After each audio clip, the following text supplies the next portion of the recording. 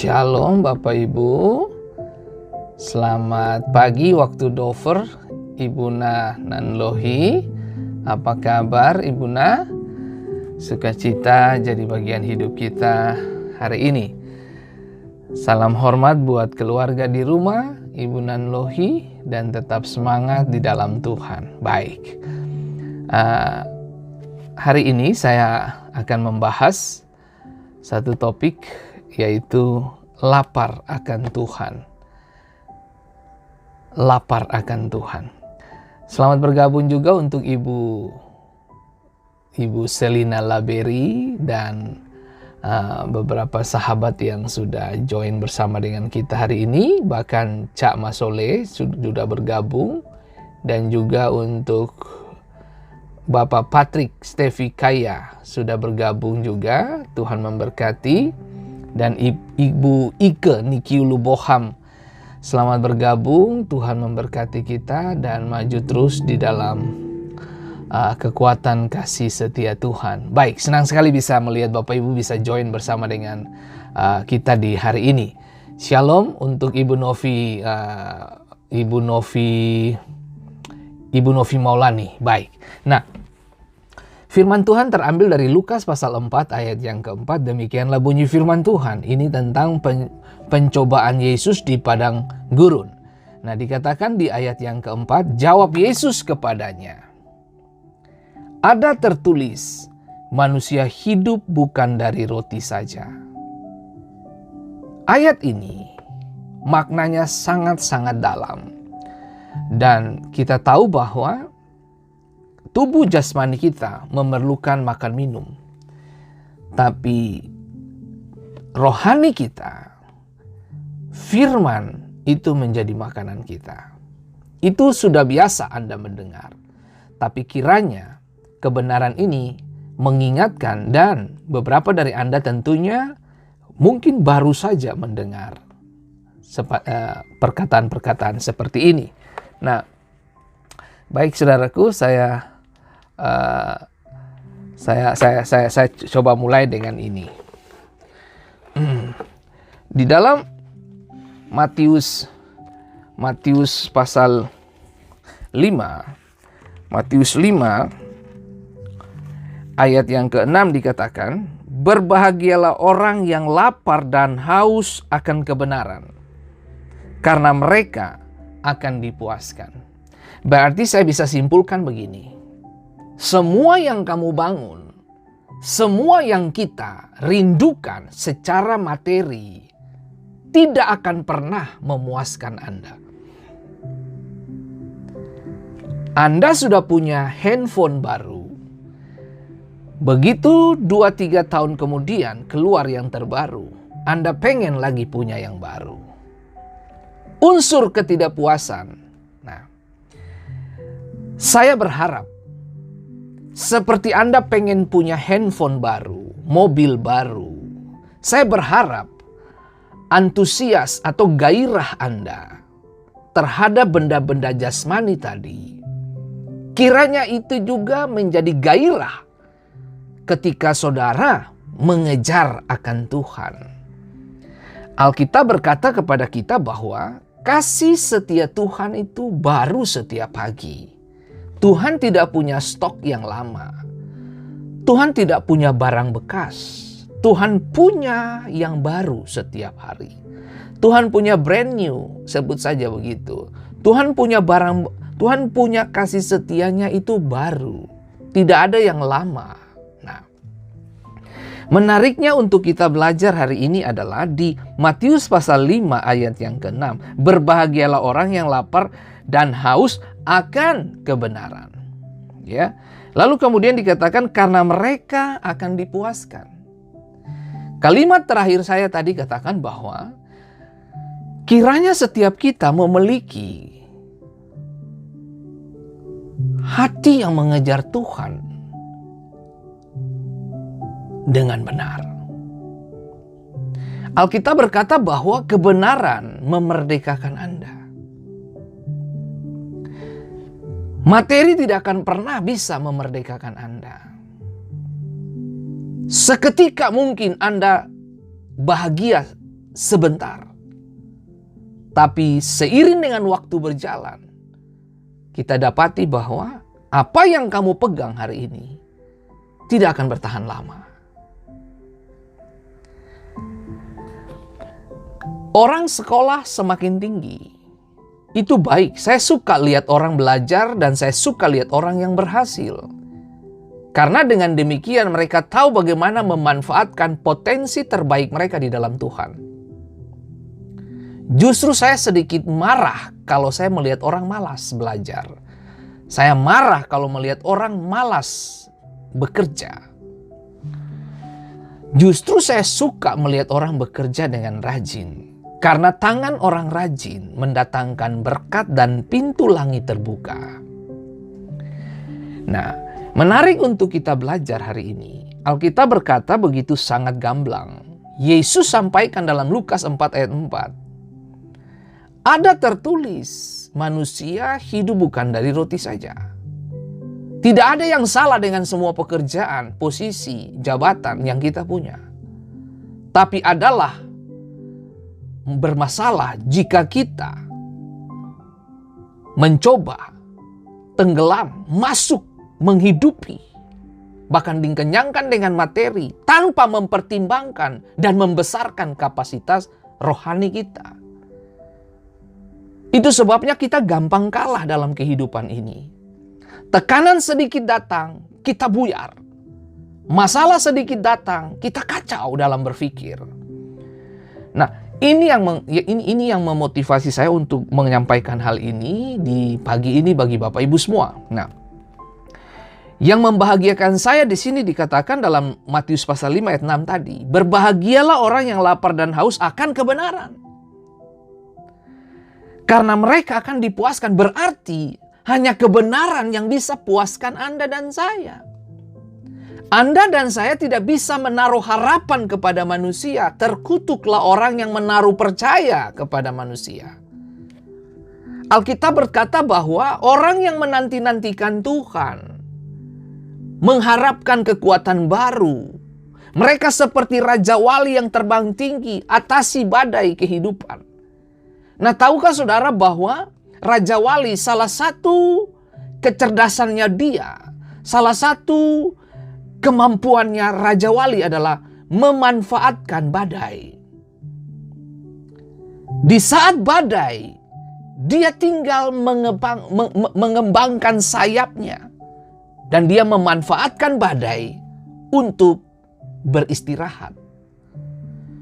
Mungkinkah kita bisa beristirahat di tengah-tengah badai? Sebuah contoh sederhana yang Yesus ajarkan kepada kita ketika murid-murid lagi melaut, lalu didapati gelombang besar sementara Yesus tidur di buritan kapal. Kita sadari betul bahwa di tengah-tengah gelombang masih sempat tidur ini Yesus. Ada proses pelajaran yang mahal di situ yang kita dapatkan adalah kalau seorang yang percaya, dia kenal identitas dia dan dia kenal siapa dirinya, dia akan nyaman di tengah-tengah badai. Saya tahu setiap kita tidak akan pernah nyaman dengan yang namanya sakit penyakit, tidak akan nyaman dengan semua tekanan hidup, tidak akan nyaman dengan semua yang disebut dengan kepahitan, tidak akan nyaman di situ. Bahkan orang ngejek kamu, orang lempar kamu dengan sampah, tapi kamu belajar untuk tenang dan diam dan beristirahat di tengah-tengah badainya hidup. Nah, Allah, itu dia bilang, Alkitab berkata Allah mengguntur, Allah berbicara di tengah-tengah badai. Tuhan bisa pakai semua situasi untuk mendatangkan hal-hal yang tidak biasa dalam hidup Anda. Nah, kembali ke sini, Lukas pasal 4. Dikatakan bahwa Roh Kudus membawa Yesus ke padang gurun. Sebuah proses yang tidak enak untuk dilewati oleh seorang anak manusia. Jelas sangat dikatakan bahwa di ayat pertama dari Lukas pasal 4. Yesus digiring dari sungai Yordan dibawa ke padang gurun oleh siapa? Roh Kudus. Berarti padang gurun itunya adalah sekolah di mana Tuhan melahirkan orang-orang hebat. Saya sering katakan bahwa orang-orang hebat tidak dilahirkan dari kemudahan. Tapi orang-orang hebat, dia lahir dari tekanan hidup. emas, mutiara, berlian, intan, diamond, siapa itu benda-benda berharga itu, mereka ada dan hadir. Dia bisa ada di jari Anda, dia bisa ada di leher Anda sebagai kalung, dia bisa ada di kuping Anda, dia bisa ada dan untuk menghiasi tubuh para ibu. Mereka datang melewati proses yang panjang. Proses itu melelahkan. Proses itu penuh air mata. Proses itu tidak enak. Proses itu punya rasa sakit. Siapa sih yang suka dengan proses? Nggak ada lah.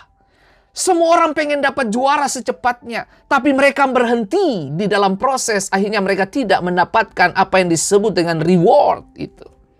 Mereka nggak dapat itu. Nah, kekristenan, bagi saya, kekristenan itu adalah proses hati.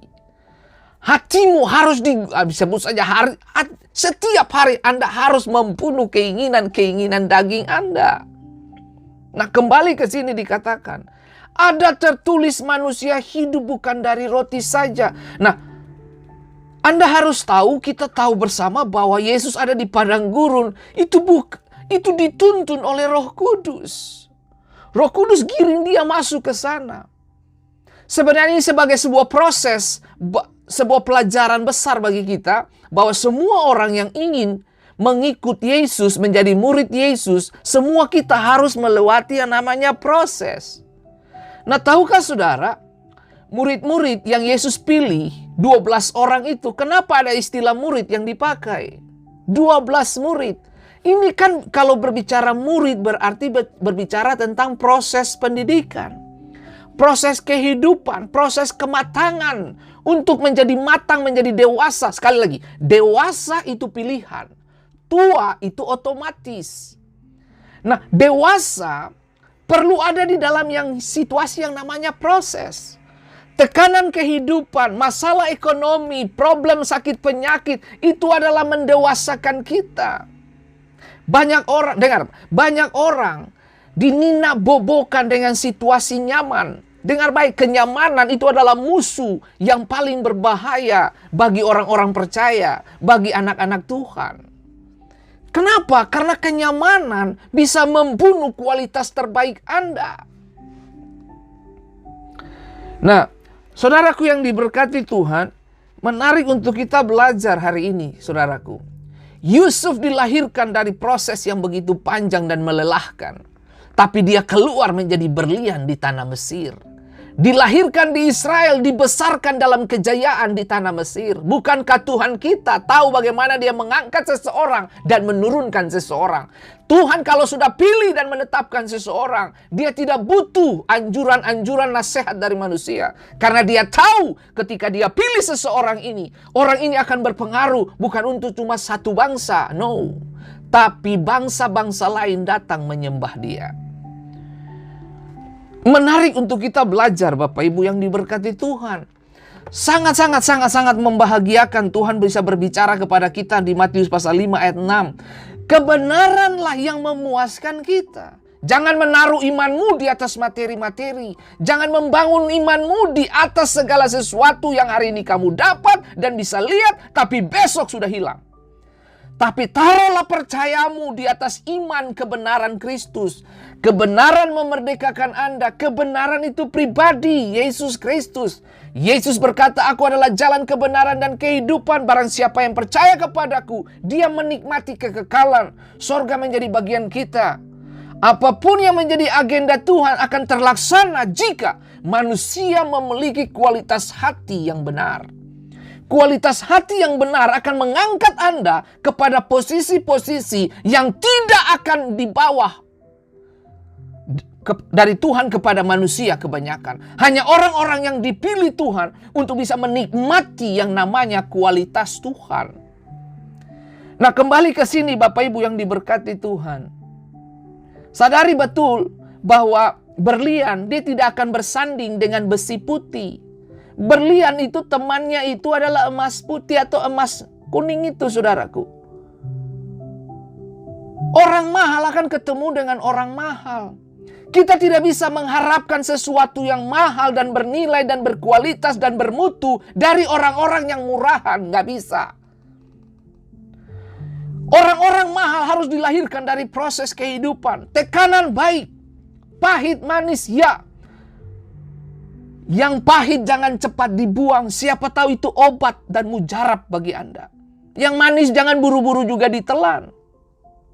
Siapa tahu itu racun bagi Anda.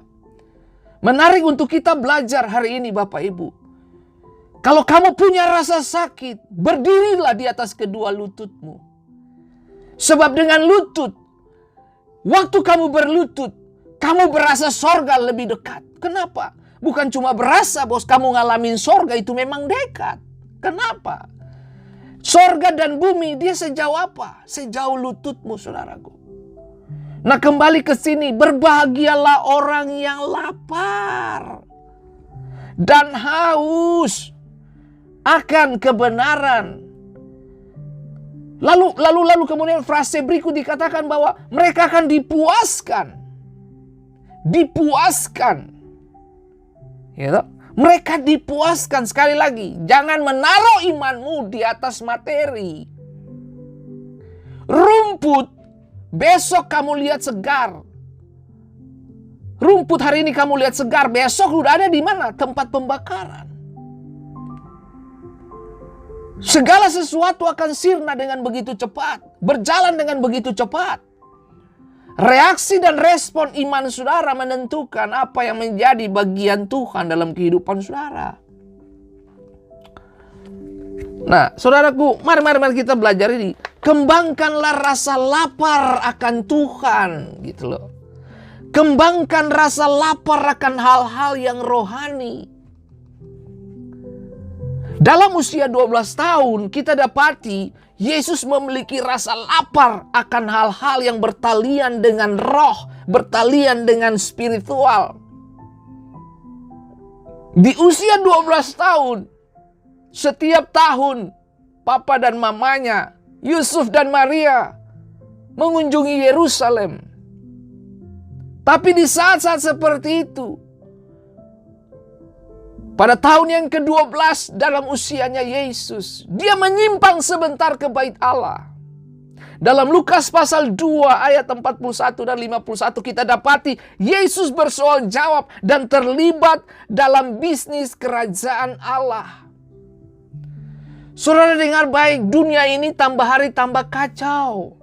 Anda nggak bisa berharap pemerintah bisa mengerjakan apa yang menjadi kebutuhanmu. Tapi please deh hari ini mulai berpikir bagaimana Anda bisa memberkati bangsa dengan apa? Kehidupan yang benar. Dengar, kebenaran meninggikan derajat bangsa, tetapi dosa menodai bangsa. Pertanyaannya, Pak Pendeta saya ibu rumah tangga. Apa yang bisa saya lakukan untuk bangsa dan negara ini?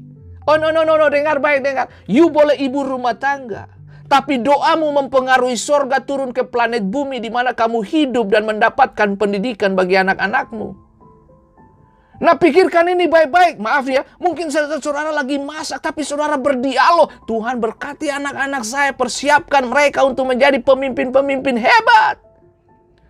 Bahkan dengar baik, jangan pernah berkecil hati bahwa saya adalah ibu rumah tangga, saya pekerja biasa. Apa yang bisa saya lakukan untuk bangsa dan negara? No, doamu mempengaruhi bangsamu. Bisakah saudara pikir Hana waktu berdoa datang Samuel? Hana tahu persis Samuel muncul akan mempengaruhi Israel. Dari kepemimpinan Samuel putranya ini, dia tabiskan, dia urapi dua raja besar Israel yang mempengaruhi sejarah bangsa-bangsa.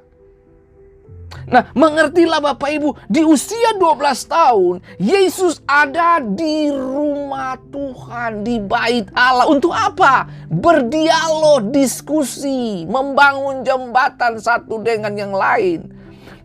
Nah, saya berharap Bapak Ibu yang diberkati Tuhan, biarlah Fendi menyapa ini, program ini, menjawab apa yang menjadi kebutuhan-kebutuhan Anda secara spiritual. Lalu kemudian saudara mulai melangkah maju lagi. Lalu kemudian saudara mengalami Tuhan. Lalu kemudian saudara hidup dan bernafas di dalam hadirat Allah. Hal-hal rohani, hal-hal spiritual harus menjadi agenda kita tiap hari. Berapa banyak dari kita memberi waktu untuk Tuhan setiap hari? Kalau saya bertanya dari 26 orang yang menyaksikan program ini, bahkan yang lain lagi yang bakalan mendengar, saya pengen tanya, tadi pagi kamu baca Alkitab tidak? Anda baca Alkitab setiap pagi nggak? Kalau Anda nggak baca Alkitab setiap pagi, itu menandakan bahwa selangkah Anda sudah kalah.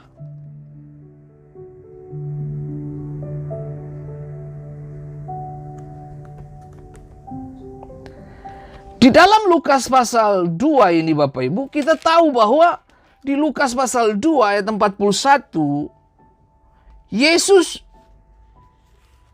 di dalam Lukas pasal 2 ayat 41 Bapak Ibu, Yesus pada umur 12 tahun dalam bait Allah.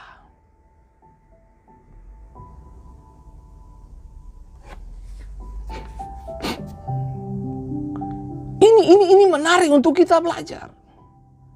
Bahkan dikatakan bahwa itu, dan semua orang mendengar dia sangat heran akan kecerdasannya dan segala jawab yang diberikannya. Saudara bisa bayangin, dia menjawab tepat. Orang heran, orang takjub dan kaget. Ini 12 tahun bagaimana dia kuasai Taurat. Dan kita tahu bahwa antara usia setelah Yesus lahir sampai 12 itu, antara durasi 11 tahun sebelum masuk 12 tahun itu masa-masa di mana dia diperlengkapi. Dia belajar itu. Dia belajar hukum-hukum Allah. Makanya salah satu sisi kenapa kenapa mereka takjub kepada Yesus. Karena dia belajar satu sisi. Nah, saya mau mengingatkan setiap kita di tempat ini. Jangan berharap kamu bisa mengalahkan Goliat, tapi kalau kamu tidak pernah mengasah keterampilan kamu tidak mengasah roh kamu, tapi kamu berharap bisa mengalahkan musuh, mengalahkan Goliatmu, mengalahkan kedaginganmu, ya sulit saudaraku. Kamu berharap, kita berharap bisa mengalahkan Goliat kita berharap bisa mengalahkan segala bentuk keinginan kita. Tapi yang kita asah tidak seperti persiapan kita. Tidak seperti kita lawan musuh. Artinya gini, kalau Anda ingin membunuh musuhmu, pastikan persiapannya lebih matang. Makanya begini, seorang pemenang tidak menjanjikan kemenangan esok hari. Tapi seorang pemenang dia menjanjikan persiapan lebih untuk hari esok. Persiapan itu penting. Seorang bapak rohani pernah mengatakan bahwa kalau kamu melayani tanpa persiapan itu kriminal. Itu fatal. Orang-orang yang melayani tanpa persiapan mereka patah. Hofni dan Phineas adalah contoh buruk yang pernah kita ikuti dan lewati. Anak-anak Imam Eli mereka melakukan kejahatan. Tidak ada persiapan. Kalau Anda baca kitab Raja-Raja ketika Elia ketemu dengan nabi-nabi Baal, Alkitab jelas mencatat kepada kita bahwa Elia memperbaiki mezbah. Apa pengertian memperbaiki mezbah? Mempersiapkan. Anda ingin api turun Anda ingin api turun dalam pelayananmu, Anda ingin api turun, kuasa Tuhan turun, persiapan.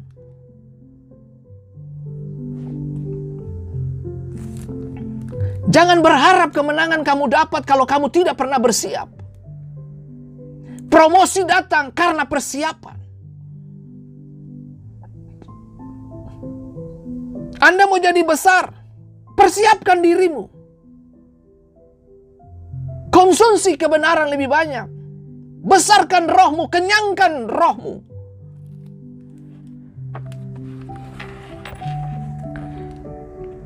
Anda harus menyiapkan diri. Untuk apa? Untuk makan kebenaran sampai Anda berselera. Untuk mendapat lebih banyak lagi kebenaran. Belajar. Konsumsi firman setiap hari.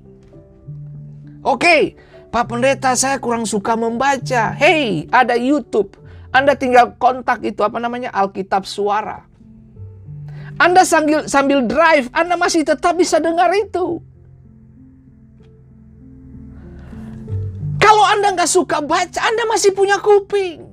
Kalau Anda nggak suka dengar, Anda masih punya Alkitab seperti punya saya. Anda bisa baca. Nggak ada alasan. Sekarang teknologi di mana-mana, Bapak Ibu. Anda tidak perlu membawa Alkitab sebesar punya saya untuk baca di mobil. Anda tinggal searching di YouTube, Alkitab suara muncul, dan Anda lakukan ibadahmu di dalam mobil. Ini menarik untuk kita belajar, Bapak Ibu. Dengar baik saudaraku yang diberkati Tuhan. Kalau ada hal yang ingin lihat dari saudara adalah bagaimana saudara keluar seperti bola api bagi kerajaan Allah. Tidak ada kemenangan tanpa persiapan, Bapak Ibu. Dengar saya kasih tahu dalam Lukas pasal 4 tadi tentang pencobaan di padang gurun. Ya toh? Di Lukas 4 ayat 1, Yesus yang penuh dengan Roh Kudus kembali dari Sungai Yordan, lalu dibawa oleh Roh Kudus kepada apa? Ke padang gurun. Yesus lewati baptisan, kemudian digiring masuk ke padang gurun. Persiapan dulu, bos. Ini kita belum persiapan, kita so maju. Maaf ya, saya mesti ngomong ini. Melayani tanpa persiapan itu sama dengan kamu menunjukkan ketelanjanganmu. Itu sama dengan kamu menunjukkan kebodohanmu. Itu sudah. Saudara, makanya saya kalau ingat perkataan istri saya, terus dia selalu ngomong seperti itu. Dia ngomong begini, dia menasihati saya begini. Pak, melayani di depan 5 orang, kualitasnya harus sama seperti kamu melayani di depan 5.000 orang.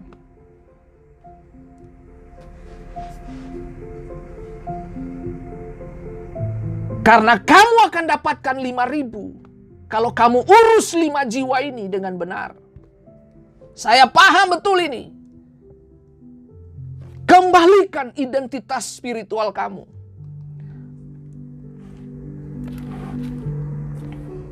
Pada hakikatnya, manusia memiliki suatu keinginan di dalam dirinya terhadap kebenaran dan kenyataan.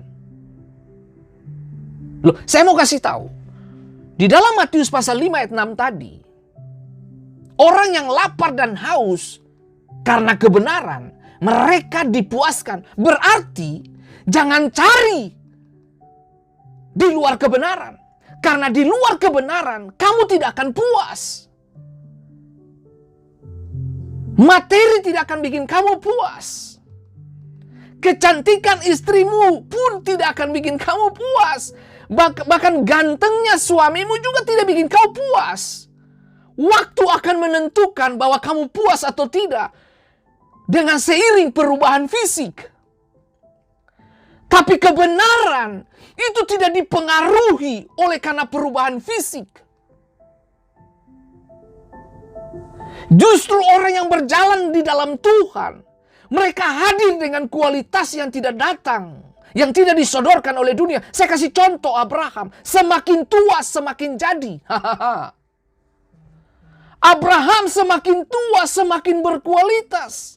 Saya berharap semua kita di tempat ini, kita semakin tua semakin berkualitas. Semakin tua semakin berguna. Semakin tua semakin melihat sorga menjadi nyata. Abraham justru ketika tua punya baby, punya Ishak, punya kualitas, men. Nah, saya berdoa dalam nama Yesus supaya setiap kita, bahkan saya sendiri, semakin tua semakin menyenangkan Tuhan. Itu saudaraku, Abraham itu semakin tua semakin jadi, men. Oh, haleluya. Haleluya Bapak Ibu. Nah, kalau saudara belajar baik-baik, Rahel gak punya baby Bapak Ibu. Dan dia berharap Yakub memberikan putra. Tapi Yakub sudah coba, tidak jadi. Itu yang saya bilang Bapak Ibu. Rahel dicintai Yakub, makanya dia kerja buat Laban. Tapi yang terjadi apa? Rahim ditutup. Nggak ada anak. Yakub sayang Yusuf dan Benyamin karena mereka berdua lahir di usia tuanya Yakub. Makanya saya bilang, semakin tua semakin jadi, semakin tua semakin mantap. Dengar baik, saya tidak bicara tentang jasmani hari ini ya. Tapi saya sedang bicara tentang spiritual. Artinya gini, level kedewasaan seseorang semakin masuk dengan Tuhan, mengalami pekerjaan, mengalami sekolahnya Roh Kudus, kamu makin gila. Maksudnya gini, jangan bilang gila mengong begitu, bukan. Benar-benar wow, bergairah gitu loh sama Tuhan gitu. Harusnya seperti itu.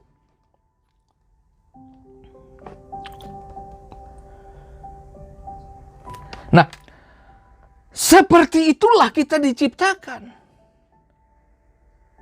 Seperti itulah kita diciptakan. Untuk apa? Untuk kebenaran.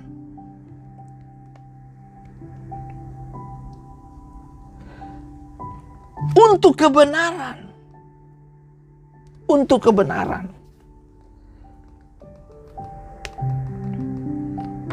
Tetapi yang kita dapati setiap waktu, kita diprogram oleh cara berpikir dan sistem dunia agar kita menerima kepalsuan. Kita lebih suka barang-barang yang palsu. Dengar baik Bapak Ibu, dengar. Makan minum untuk tubuh kita perlu, oke? Tapi juga jangan salah. Makan minum untuk tubuh, ya kita harus. Tapi jangan lupa, kita juga perlu. Roh kita ini perlu dikasih makan. Gitu loh. Kasih makan rohmu setiap hari. Saya harus katakan bahwa jangan mengharapkan pendetamu aja yang kasih makan kamu. Orang yang dewasa dia tidak tunggu pendetanya kasih makan, ngerti gak? Tapi dia cari makan sendiri. Itu kan keren. Halo? Itu makanya saya bilang buat Bapak Ibu, Anda punya Alkitab di rumah. Saya berharap Bapak Ibu tidak mengkonsumsi santapan rohani. Santapan rohani itu kan makanan siap saji tuh ya. Tapi saya berharap supaya Anda terus diproses dalam kematangan dan menjadi kekuatan besar. Belajar Alkitab sendiri, mulai baca, renungkan, baca, renungkan. Tidak ada yang salah dengan buku-buku pendukung. Tapi baca, renungkan itu baik. Nah, sekali lagi, Anda boleh mendengarkan khotbah saya, Anda boleh mendengarkan pesan saya, mendengarkan program ini. Bagus, belajar, belajar dari saya. Saya juga belajar dari orang lain. Itu bagus. Nah, tapi jangan salah. Anda belajar dari saya, tapi Anda sendiri pribadi pun harus belajar langsung dari Tuhan. Itu menarik. Karena kalau Anda belajar, mulai dari tokoh-tokoh iman, bapak-bapak leluhur Abraham, Ishak, Yakub, dan Yusuf dan sebagainya, mereka itu menemukan Tuhan dalam perjalanan hidup pribadi mereka, bukan kata orang. Makanya Ayub berkata begini, aku dulu dengar-dengar orang bilang Tuhan hebat, sekarang aku telah melihat dengan mataku sendiri. Nah, itu yang perlu. Banyak kita paling terbius dan suka dengar kesaksian orang. Bagus, itu benar, itu oke. Tapi pertanyaannya, kesaksian pribadi kamu bagaimana? Makanya Yesus ngomong ke murid-murid, menurut kata orang, aku ini siapa? Mereka bilang kamu adalah Elia, Yeremia, bla bla bla bla, nabi akan datang, bla bla bla bla. Nah, sekarang Yesus tanya, tapi menurut kamu, aku ini siapa? Petrus muncul kan? Lalu Yesus ngomong, itu bukan Petrus yang bicara, Roh Tuhan yang mewahyukan kalimat itu kepada Petrus.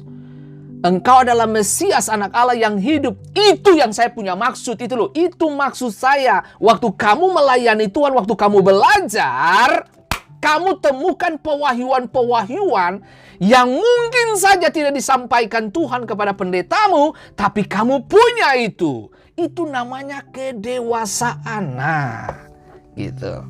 Orang dewasa tidak disuapin kan, tapi cari makan sendiri. Anda bukan lagi anak-anak Bapak Ibu. Halo, saya punya anak waktu kecil 1-2 tahun, saya suapin, istri saya suapin. Tapi begitu dia beranjak remaja, kalau disuapin lagi, wah lama, belum dewasa. Nah itu yang saya bilang, kedewasaan menentukan ketinggian Anda. Itu sudah Bapak Ibu. Nah kembali ke sini Bapak Ibu. Lapar rohani dapat dipuaskan. Dan itu tidak akan pernah ditutupi kalau kita mengejar kebenaran. Mengejar kebenaran. Untuk memasuki alam kemuliaan berikut, untuk memasuki dimensi spiritual berikut, kedewasaan berikut, Anda harus dipenuhi oleh alam, atmosfer, kemuliaan di mana Tuhan itu ada, gitu loh. Tuhan ada. Mana? Di mana Tuhan ada? Ya, loh, dengar. Tuhan tidak ada di gedung, Tuhan tidak ada di kantor, Tuhan tidak ada di lapangan, Tuhan itu ada di dalam saudara. Jadi gini, ketika saudara punya begini, kembangkan rasa lapar dan haus akan Tuhan. Itu sama dengan kamu memberi Tuhan kesempatan untuk mengisi area yang kosong. Makanya saya bilang, kemarin kan saya belajar bukan karena untuk kasih besar kepala saya. Karena banyak hal yang kosong di dalam saya yang saya perlu isi. Saya perlu isi dengan kebenaran Tuhan. Nah,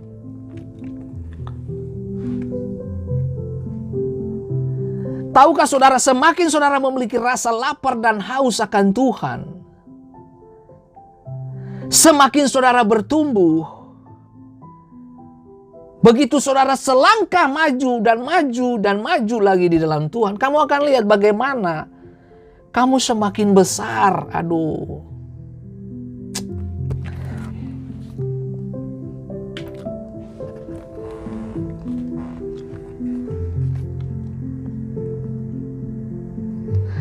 Dengar baik, orang-orang yang benar-benar lapar akan menjadi orang-orang yang tidak biasa.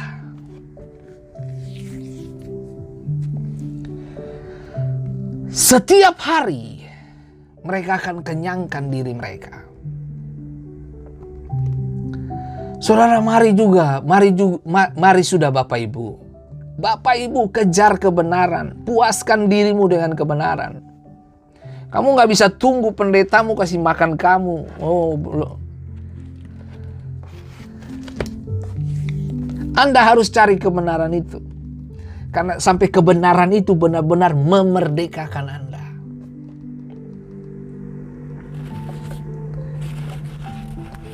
Begini Bapak Ibu, pendeta khotbah setiap minggu. Kalau Anda rajin, Anda ikuti yang namanya komunitas sel. Kan begitu. Atau ibadah-ibadah uni dan sebagainya. Kalau Anda rajin. Kalau Anda malas, Anda hanya konsumsi di hari Minggu. Tapi kalau Anda muka pemalas, ayo sudah selesai. Berarti tidak makan sama sekali. Berarti rohmu nggak ada apa-apa tuh. Makanya karena Anda tidak pernah konsumsi firman Allah, lalu kemudian Anda berharap Anda bisa mengalahkan masalah, mengatasi masalah, ya bagaimana? Nggak bisa lah. Gitu loh. Anda perlu manual book. Firman itu manual book.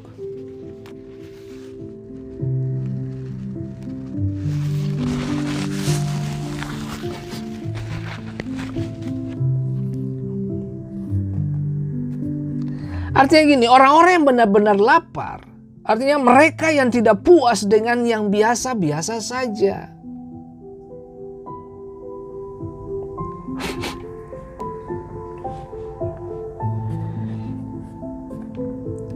Jadi kalau ada panggilan yang sungguh-sungguh, pasti ada tantangan yang sungguh-sungguh. Asik kan? Gitu. Kalimat ini asik banget, lihat. Kalau ada panggilan yang sungguh-sungguh, pasti ada tantangan yang sungguh-sungguh. Beberapa hari lalu saya katakan, kalau gandum tumbuh bersamaan lalang juga tumbuh. Tugas kita bukan cabut itu lalang. Itu bagian Tuhan. Kapan Tuhan selesaikan itu? Tuhan bikin pemisahan waktu masa panen. Kerajaan iblis lagi naik daun, kerajaan Allah juga lagi naik daun. Sama-sama naik. Kapan pemisahan itu terjadi? Waktu penuaian. Kamu berisi, yang ini tidak berisi. Itu sudah. Jikalau Anda sedang lapar untuk mendapat kasih yang lebih banyak, pasti Anda lebih banyak kasih dapat diterima. Bisa dimengerti. Kalau kamu punya rasa lapar di dalam diri, waktu kamu terima kasih, itu kasih semakin besar. Kenapa? Karena rasa lapar itu akan datang juga dengan rasa kenyang yang sama seperti yang kamu rasa ketika lapar itu. Gitu. Itu sebabnya kenapa ketika seorang wanita yang kehilangan suaminya dan kemudian penagih pajak, penagih hutang datang ingin mengambil 2 putranya menjadi budak itu. Lalu Elia berkata kepada perempuan ini, "You minta bencana-bencana." Waktu sudah diminta, kalimat Elia begini jelas. Jangan terlalu sedikit. Nah, masuk ke kamar, tutup pintu, tuangkan minyak. Semua bejana penuh. Semua bejana penuh. Akhirnya didapati minyak masih terus mengalir. Tapi bejana sudah tidak ada. Itu yang saya bilang. Penyediaan manusia terbatas, tapi penyediaan Allah masih terus berlangsung. Sementara kapasitas kita terbatas. Itu sebabnya saya mau kasih tahu buat saudara. Kembangkan rasa lapar seperti bejana itu. Makanya kalimat Elia sederhana. Jangan terlalu sedikit. Minta sebanyak-banyaknya gitu loh. Artinya gini. Kalau kamu haus akan Tuhan. Minta Tuhan penuhi kamu sebanyak-banyaknya. Dan Anda kadang Anda tidak perlu minta. Sebab minyak Tuhan itu terus akan datang. Halo Ibu Levina Litai, apa kabar sayang? Aduh, sudah paling lama tidak ketemu Ibu Levina ini. Nah, oke, baik. Terima kasih Ibu Levina, Tuhan memberkati. Nah, coba saudara lihat itu. Kenapa kita nggak gini? Kenapa kita sulit hadapi masalah? Masalah kecil datang kita gampang kalah. Karena persiapan kurang. Makanya Elia ngomong kepada perempuan itu. Minta bejana-bejana jangan terlalu sedikit. Itu maksudnya apa tuh kalimat itu? Artinya gini. Minta kalau bisa 1 truk, 3 truk, 1 kampung lu minta dah. Gitu. Maksudnya ini penyediaan Tuhan ini banyak. Sementara kapasitas manusia kita terbatas. Nah, kalau Anda baca dalam kitab Raja-Raja bagaimana wanita itu tuangkan minyak. Itu minyak masih terus mengalir. Sementara bejana sudah penuh dan habis. Itu yang saya mau bilang buat Bapak Ibu. Kalau kamu lapar sama Tuhan. Tuhan tahu bagaimana melangsungkan rasa kenyang itu kepada dirimu. Saya punya rasa lapar setiap hari. Setiap hari saya kenyangkan diri saya dengan kebenaran. Sekali lagi bukan karena saya pendeta. Seharusnya semua orang percaya, murid Tuhan, pengikut Yesus harus memiliki kualitas hati yang lapar. Jangan datang dengan penuh pikiran, penuh persoalan. Datang dengan situasi hati yang Tuhan, saya kosong Tuhan, saya perlu Tuhan. Isi saya, gitu loh. Isi saya Tuhan. Nah, Oke. Apa itu lapar? Definisi lapar itu apa? Memiliki keinginan yang kuat. Keinginan menunjukkan kebutuhan akan makanan. Gitu loh. Nah, namun pada kenyataan kelaparan bukan hanya untuk makanan. Tetapi manusia juga mendambakan makanan fisik, emosional, intelektual, dan spiritual. Kita manusia adalah makhluk yang membutuhkan. Selain makanan dan air, kita membutuhkan lebih banyak hal untuk hidup dengan baik. Kita butuh uang, pekerjaan, olahraga, cinta, kebijaksanaan, pengetahuan, keamanan, persetujuan, pencapaian, pemenuhan. Kita perlu semua.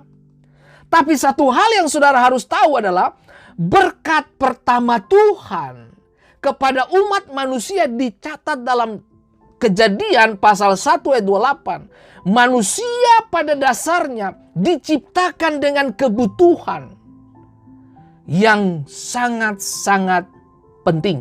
Nah, berbuahlah dan berlipat gandalah, penuhilah bumi, kuasailah itu. Manusia punya kebutuhan akan seks, keintiman, prokreasi.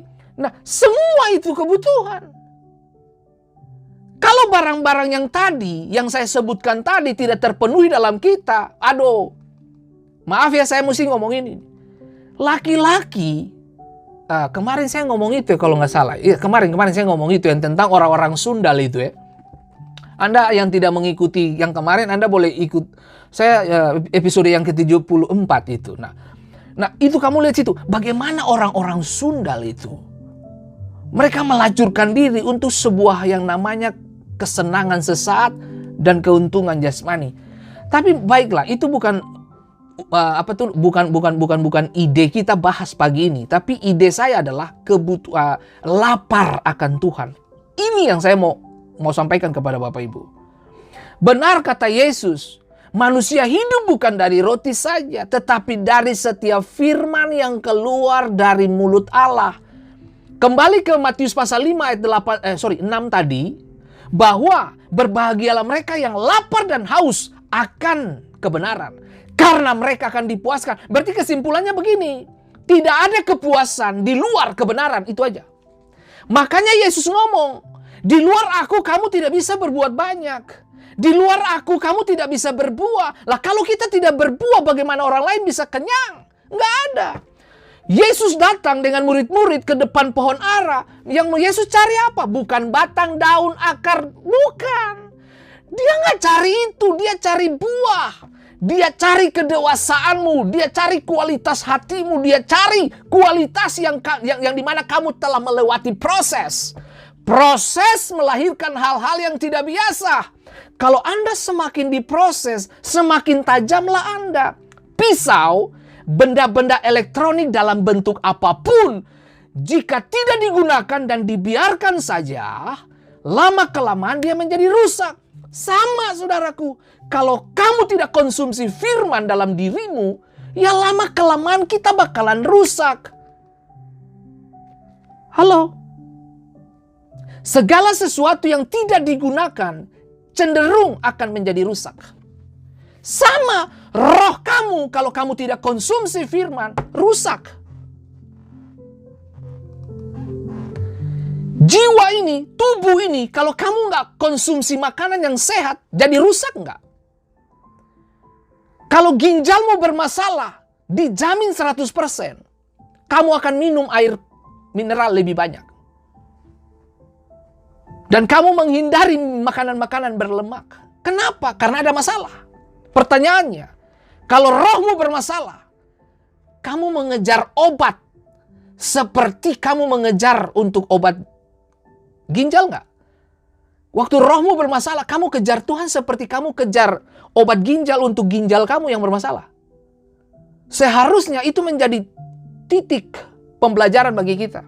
Waktu tubuh kita sakit, kita buru-buru mendatangi dokter. Kita buru-buru dapat penyelesaian. Cepat-cepat sembuh. Tapi pertanyaannya, waktu kamu roh lapar, kamu kejar kebenaran nggak? Kamu punya rasa lapar nggak? Punya rasa haus nggak? Itu aja. Deteksi dirimu hari ini. Apakah kamu orang percaya nggak? Gitu aja. Gitu.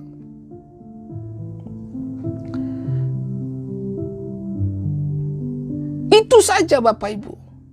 Itu saja. Tuhan tahu kok apa yang harus kita lakukan dan kerjakan Bapak Ibu.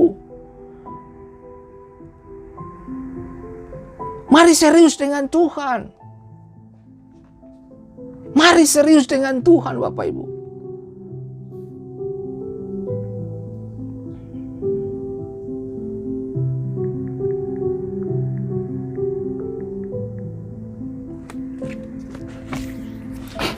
Nah, lihat.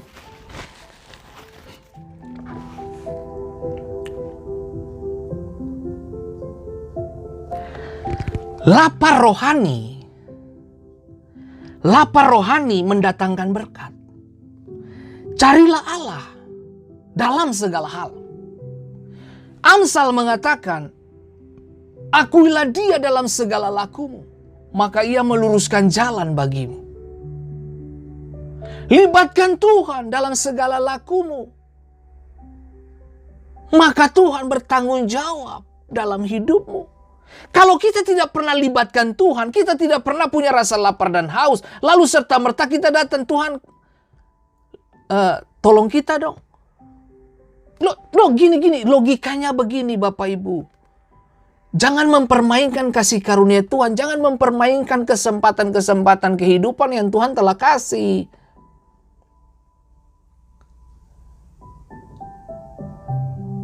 Anda ingin diingat Tuhan tiap hari. Kunjungi Dia tiap hari, ganggu Dia tiap hari, datangi Dia tiap hari. Anda ingin Tuhan ingat kamu tiap hari. Dengar baik, saya ngomong begini bukan berarti Tuhan tukang lupa, bukan. Tapi semakin sering kamu cari Dia, semakin kamu ada di dalam bayangan Dia. Sama Bapak Ibu, semakin Anda telepon saya, sering telepon saya akan teringat akan Anda tiap hari. Kan begitu ceritanya. Makanya ada lagu bilang, ingat akan Tuhan. Ya tak? Ingat akan Tuhan. Kan begitu. Kalau kamu gak pernah telepon saya, tapi kamu berharap Pendeta Fendi perhatikan kamu, apa kamu waras? Bisa dimengerti Bapak Ibu. Makanya Tuhan itu sopan. Wahyu 3:20 tuh. Lihat aku berdiri depan pintu dan mengetuk. Tuhan tuh sopan banget. Kalau itu pintu digambarkan seperti hatimu, Dia sopan banget. Dia bukan laki-laki yang datang dobrak, prang. Enggak. Dia dengan sopan ketuk. Saudara tahu kenapa Tuhan tinggalkan sorga? Karena dia pingin kunjungi Anda. Tapi justru Dia datang ke planet bumi ini. Milik kepunyaannya tolak Dia. Aneh kan? Ciptaan menolak pencipta. Nah, itu cuma yang bisa dikerjakan manusia. Aduh.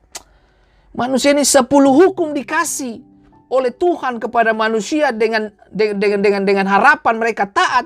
Tapi 10 dilanggar sama Dia. Nggak ada satupun yang dilakukan.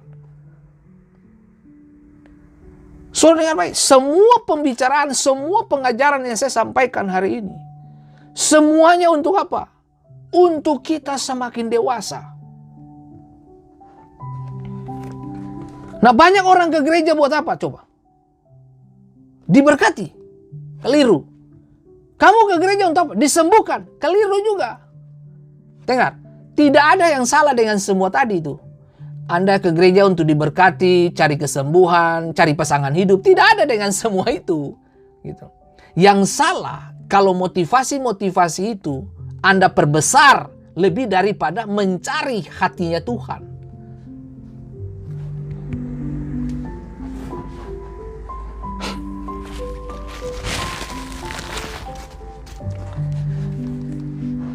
Anda ke gereja karena Anda telah diberkati. Anda melayani karena Anda telah diberkati. Anda melayani bukan supaya kamu diberkati. Bukan, kamu melayani karena telah diberkati. Gitu loh, jangan dibalik.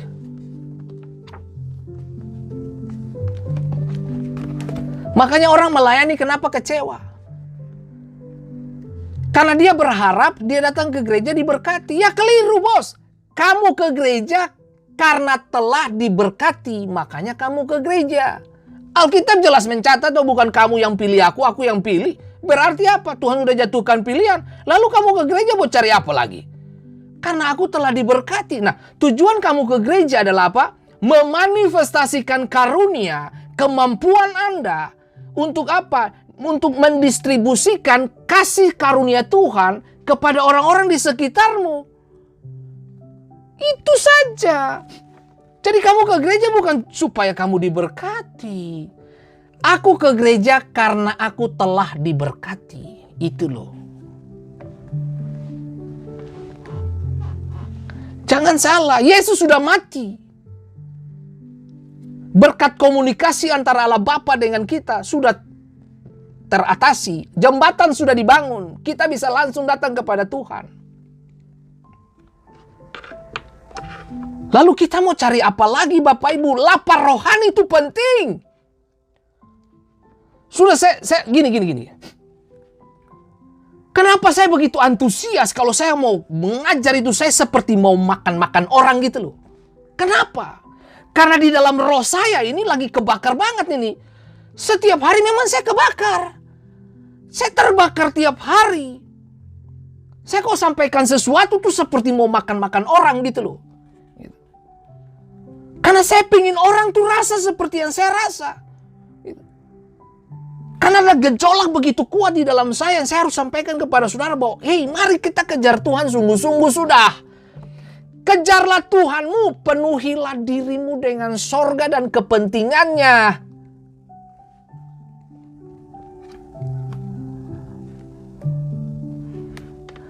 Didewasakan dalam sekolahnya Roh Kudus. Ini memang gak mudah. Kenapa? Waktu kamu didewasakan dalam sekolahnya Roh Kudus, dagingmu harus mati. Berkali-kali saya selalu bilang. Berkali-kali saya selalu bilang buat Bapak Ibu. Daging tidak mendapat tempat dalam kemuliaan Allah. Dosa tidak akan bertahan dalam hadirat Allah. Bahkan daging ini tidak akan tahan kemuliaan. Yang saya bilang itu kabot, kemuliaan, bobot. Dengar baik, kemuliaan Allah tidak bisa bersanding atau dikawinkan dengan roh. No bisa. Gak bisa. Orang yang hidup di dalam daging, mereka akan mengarah kepada kebinasaan. Tapi hidup di dalam roh mengarah kepada kehidupan. Itu sudah.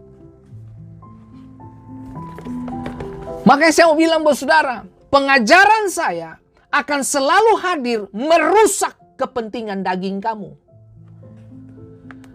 Pengajaran-pengajaran saya tidak akan mensio-sio, artinya ini memperhalus untuk bahwa wow, ini perlu dielus-elus, perlu disayang-sayang. Nggak bisa saudara. Yang namanya daging, you harus hardik kasih selesai dia.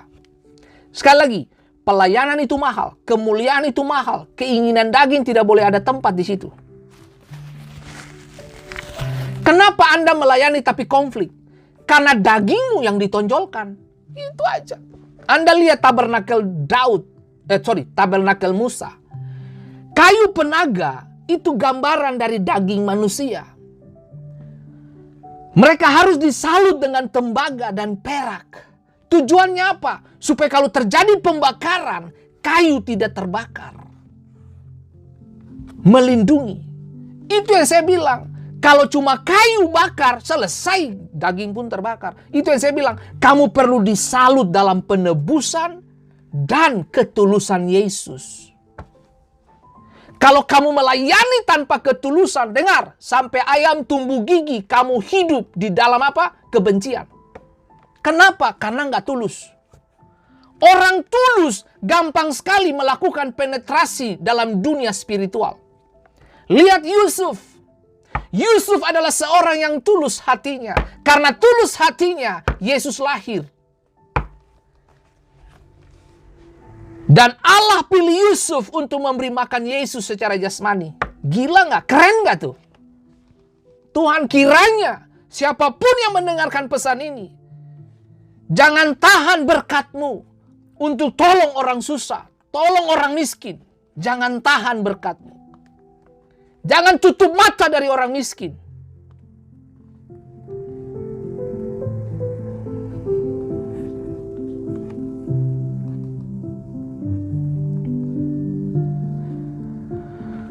Bukanlah tujuan Allah bahwa seseorang akhirnya gagal karena tidak tahu cara berperang setiap hari melawan unsur-unsur jahat dari dunia ini. Bukan tujuan Tuhan untuk membuat kita kalah. Dengar baik, peperangan yang kita lakukan adalah peperangan dari kemenangan kepada kemenangan. Bukan peperangan untuk menang, no. Kita dari kemenangan kepada kemenangan. Hope to hope, glory to glory, faith to faith. Iman kepada iman, harapan kepada harapan, kemuliaan kepada kemuliaan. Kalau kita punya konsep berpikir dan cara pandang seperti ini, kita akan lihat masalah beda, Bapak Ibu. Sama seperti Goliat melihat Daud, Daud melihat Goliat. Daud melihat Goliat, ini makanan Tuhan. Ini makanan orang yang lapar akan Tuhan. Tapi Goliat lihat Daud, makanan juga. Sama-sama lihat makanan. Dengar baik, saya mau kasih tahu saudara. Akhirnya kesimpulan akhir apa?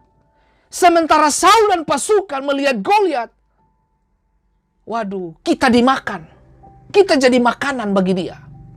Ketakutan. Muncul Daud menyelesaikan masalah Israel. Satu bangsa disembuhkan dari ketakutan dan kekhawatiran dan kecemasan. Lewat siapa? Laki-laki ini, Daud. Adam dan Hawa jatuh karena makanan. Tapi hari ini saya mau kasih tahu buat saudara, jangan sampai kita jatuh karena makanan. Kadang-kadang saya pikir juga, ketika Yesus memberkati 5.000 orang laki-laki untuk diberi makan, sisa 12 bakul. Bagaimana Tuhan lipat gandakan berkat 2 ikan 5 roti itu. Sisa 12 bakul. Kadang-kadang saya pikir, kenapa ada sisa ya?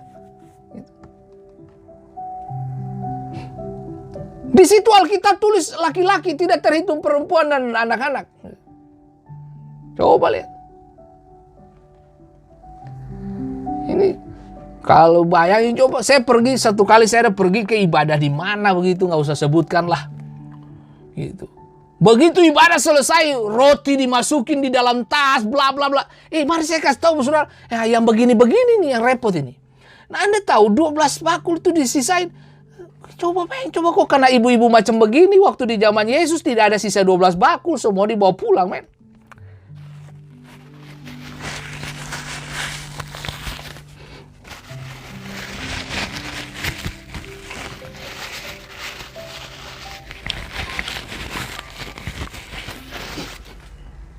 Mari kita serius dan kita bertobat dan lahir baru sudah, Bapak Ibu.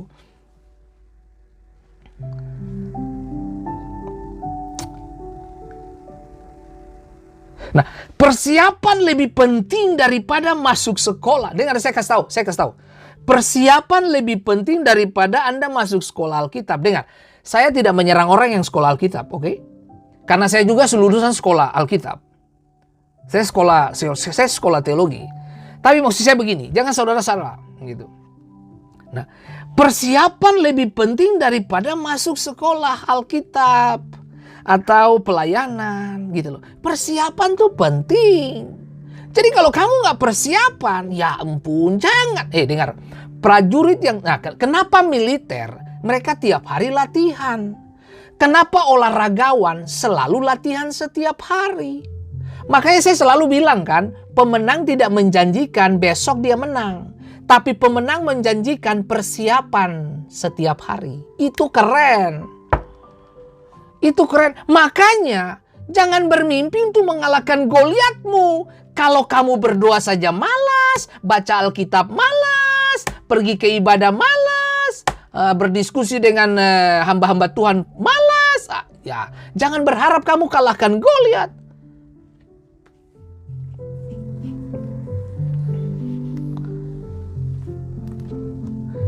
Pendidikan rohani harus dimulai dari mana? Dimulai dari mana? Dari rumah. Dari mana? Dari rumah. Jangan lempar tanggung jawab Anda kepada pendeta. Pelajaran itu, pendidikan spiritual itu mulai dari rumah. Jangan kau kasih pendeta yang urus. Enak aja. Pendeta juga ada urus keluarganya. Nah, maksud saya begini, jangan salah tangkap juga. Tugas kita sebagai orang tua, besarkan anak-anak secara spiritual mulai dari rumah. Karena anak-anak begitu dia dilahirkan pertama kalian, dia lihat wajah papa dan mama. Mereka lihat kehidupan kita yang pertama. Jadi kalau papa dan mama error, jangan berharap anak-anakmu jadi baik. Makanya kita perlu hidup bagus, manis di rumah.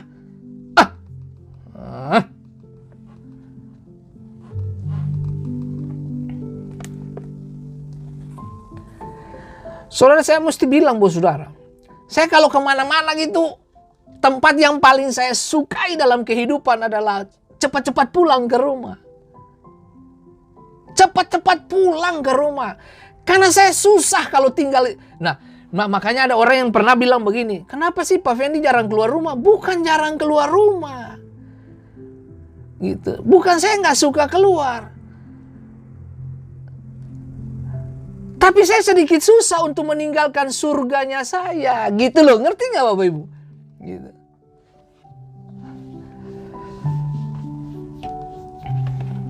Nah,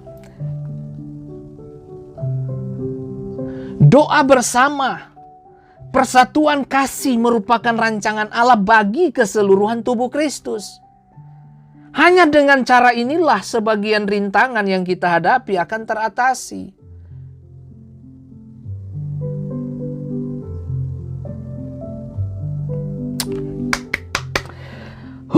Tuhan Yesus tolong kita.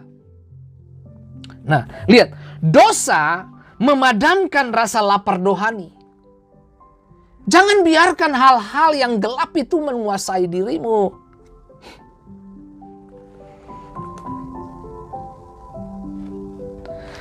Allah menginginkan orang percaya itu hidup dalam kebenaran.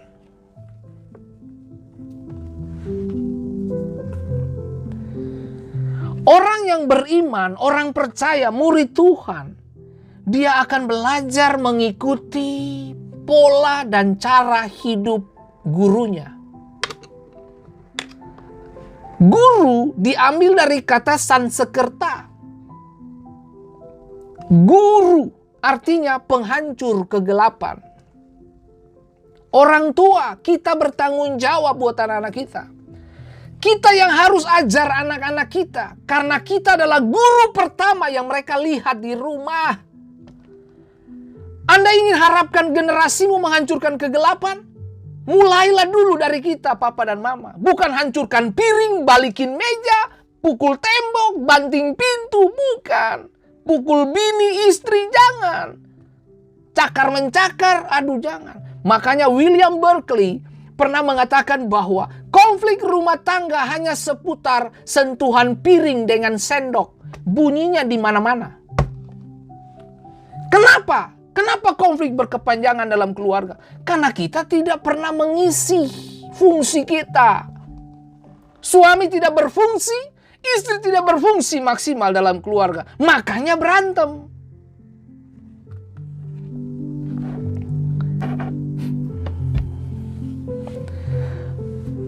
Emangnya keluarga saya sempurna? No.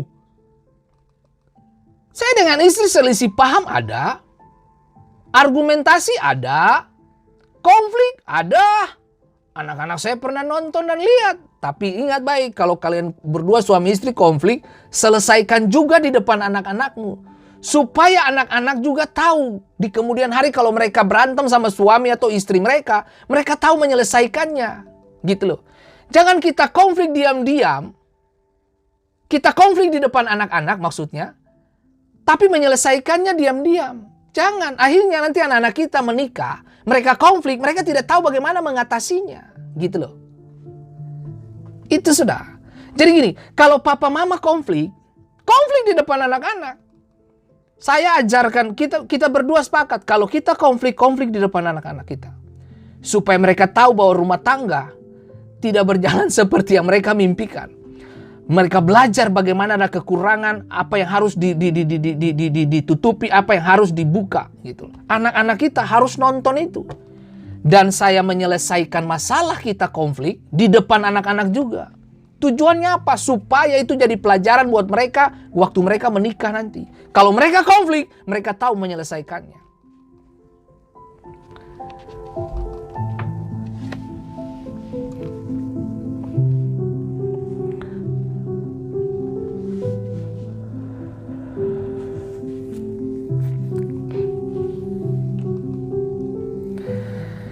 Kita adalah orang yang bisa membuat keputusan untuk berbuat dosa atau tidak. Itu kita. Jadi begini, Ada orang yang pernah tanya begini, Pak Fendi berantem dengan istri. Berantem? Kok pendeta bisa berantem? Ya ilah, istri saya bukan kawin dengan malaikat, dia kawin dengan laki-laki Ambon. Gitu. Dia kawin dengan laki-laki model kayak saya begini. Aduh. Makanya saya bilang Bapak Ibu, itu Tuhan kasih istri saya itu paling pas sudah. Laki-laki model kayak saya ini dia harus didampingi oleh laki-laki model istri saya ini. Kalau kita salah, kita bahaya. Nah, pikiran harus dibaharui dan diubah melalui apa? Firman. Dengan apakah seorang muda menjaga kelakuannya bersih? Firman. Dosa akan membuat kamu kehilangan kuasa Tuhan. Menghalangi saluran komunikasi antara Anda dengan ruang tahta Allah. Yesaya mengatakan yang membuat kamu jauh dari hadirat Allah adalah dosa, pelanggaran, dan kejahatan kita. Nah, dalam Yohanes pasal 6 ayat 35 dikatakan bahwa orang-orang Yahudi itu berkata seorang kepada yang lain, kemanakah ia akan pergi sehingga ia tidak dapat bertemu dengan dia? Adakah maksudnya untuk pergi kepada mereka yang tinggal perantauan di antara orang Yunani untuk mengajar orang Yunani? Apakah maksud perkataan yang diucapkannya ini? Kamu akan mencari aku tetapi kamu tidak akan bertemu dengan aku, dan kamu tidak dapat datang ke tempat di mana aku berada. Pertentangan tentang asal Yesus. Anda bisa baca itu. Mereka konflik gara-gara asal Yesus. Dengar baik, saya mau kasih tahu saudara. Kita ini punya Yesus. Seharusnya kita bersyukur banget. Karena dengan kita punya Yesus, kita punya masa depan. Salah seorang penulis dan pemikir teolog, dia pernah mengatakan begini. Ada ruang hampa berbentuk Tuhan di dalam hati setiap manusia yang tidak dapat diisi oleh makhluk ciptaan apapun, tetapi hanya oleh Tuhan, Sang Pencipta yang diberitahukan melalui Yesus. Jadi di dalam hati kita ini ada ruang yang hanya bisa diisi oleh Yesus. Itu sebabnya Yesus berkata, jika aku ketok pintu, kamu buka, aku akan duduk makan bersama-sama dan kamu sama-sama dengan aku. Barang siapa yang tinggal di dalam aku, ia berbuah banyak. Dan minta apa saja, kamu akan diberikan. Kita punya hal-hal yang tidak biasa, Bapak Ibu. Kita punya juru selamat, kita punya kuasa. Kita punya hal-hal yang tidak datang dari dunia.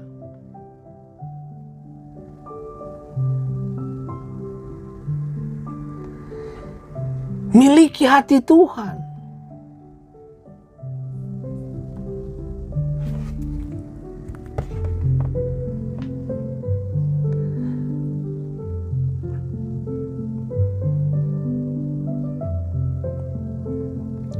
Tuhan itu roh. Dan hanya Dia yang dapat mengisi kekosongan hidup. Matius 5 ayat 6. Barang siapa yang lapar dan haus akan kebenaran, mereka dipuaskan. Anda ingin dipuaskan? Hidupi kebenaran.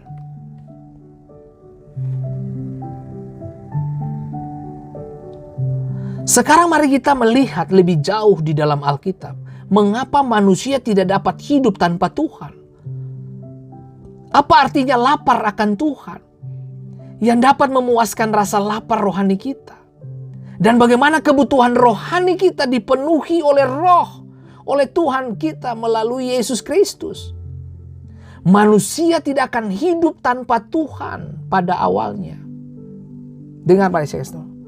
Manusia diciptakan untuk membawa kesenangan dan kemuliaan bagi Tuhan.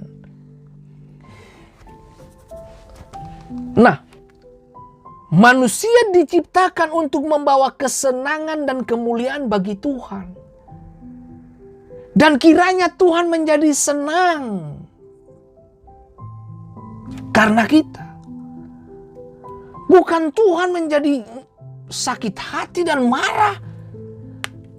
Seperti dia turunkan belerang dan api untuk apa? Sodom dan Gomora. Kita diciptakan untuk kesenangan dan kemuliaan Tuhan. Aduh. Dengar, semua ini berada dalam harmoni yang sempurna sebelum dosa masuk ke dunia.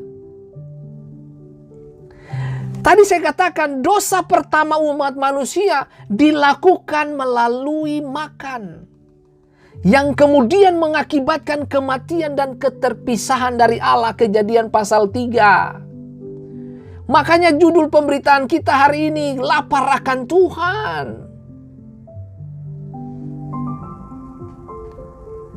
Adam tidak membunuh, Adam tidak mencuri, Adam tidak berbohong atau berzina. Adam tidak mentaati Tuhan. Adam tidak menaati Tuhan dengan tidak makan sederhana yang selamanya mengubah arah sejarah manusia. Artinya gini, Adam tidak mentaati Tuhan dengan tindakan makanan, dengan tindakan makan. Sederhana sebenarnya, kalau sementara di taman itu Tuhan punya makanan banyak kok, buah-buah di mana-mana. Tapi Tuhan kasih tahu yang tengah taman ini you juga nggak boleh makan ya. Itu sederhana banget, artinya gini, sudahlah satu pohon aja kok, kenapa kita harus tergiur dengan itu? Sementara ada banyak pohon. Nah itu yang saya mau bilang. Manusia ini penasaran. Sudah punya istri tapi lirik yang lain, aneh. Gitu. Udah punya berkat nih, tapi masih lirik yang lain. Mencoba untuk menjatuhkan orang lain. Begitu dia ambil tuh makanan, begitu dia makan, selesai. Budaya manusia berubah, pola pikir, cara pandang, cara mendeteksi kehidupan, semuanya berubah. Makanya Paulus pada kesempatan lain mengungkapkan kesedihannya tentang musuh-musuh salib Kristus yang Tuhannya adalah perut mereka, yang dengan hal-hal duniawi dan ada dalam pikiran mereka. Makanya Paulus ngomong kepada orang-orang Filipi dalam Filipi 3 ayat 18 dan 19. Tuhan kamu adalah perut. Kamu kejar cuma makan minum, tapi kamu lupa bagaimana menyukakan hati Tuhan. Kita telah diciptakan untuk kesukaan dan kemuliaan Tuhan. Karena dosa membuat kita kehilangan yang namanya panggilan dan tujuan hidup kita. Untuk apa? Menjadi kemuliaan dan kesenangan Tuhan.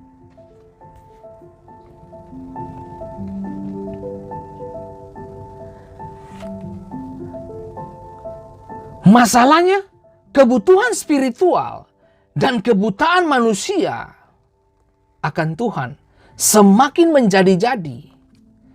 Manusia sedang sekarat dalam spiritualnya dia. Manusia melukai dirinya sendiri karena pilihannya. Ketika ada bagian tubuh dari manusia yang sakit, kita cepat bertindak, bukan? Dengan mendatangi dokter. Bagaimana dengan roh kita yang sakit dan lapar? Bagaimana reaksinya? Seperti halnya ketika saudara sakit, saudara cepat mendatangi dokter. Bagaimana dengan roh kamu yang lagi lapar dan haus akan Tuhan? Apakah kamu gak kejar Tuhan? Seharusnya seperti Anda memperlakukan tubuhmu yang sakit, datangi dokter secepatnya. Seharusnya hal yang sama terjadi untuk roh Anda juga.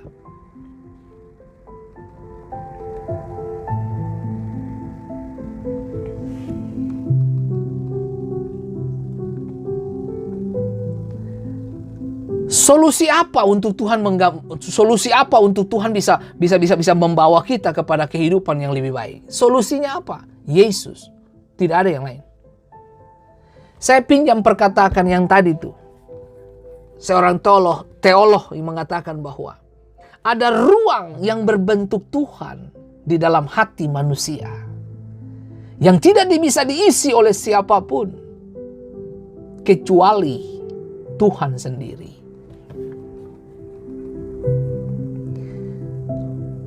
Dia kirim putranya ke dalam dunia ini untuk mengisi kekosongan dengan berharap ciptaannya menerima dia. Kalau orang Israel terima Yesus, Yesus tidak akan berdoa seperti yang dia berhadapan dengan Yerusalem dan berkata bahwa Yerusalem, aku pengen banget kamu seperti induk ayam dilindungi bla bla bla, melindungi anak-anaknya. Aku pengen tuh seperti itu Yerusalem. Kalau Yerusalem terima itu, terima dia, nggak ada doa yang semacam itu keluar dari mulut Yesus. Sama saudaraku. Solusinya dia kirim anaknya untuk mengisi kekosongan karena keterpisaan manusia dari Allah. Allah kirim nabi-nabinya, tapi mereka bunuh.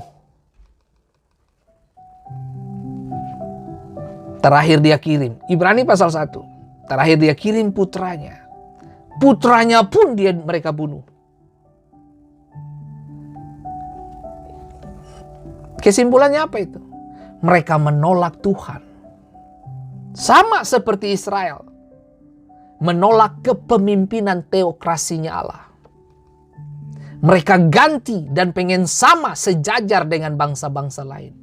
Sementara Tuhan punya agenda beda terhadap Israel.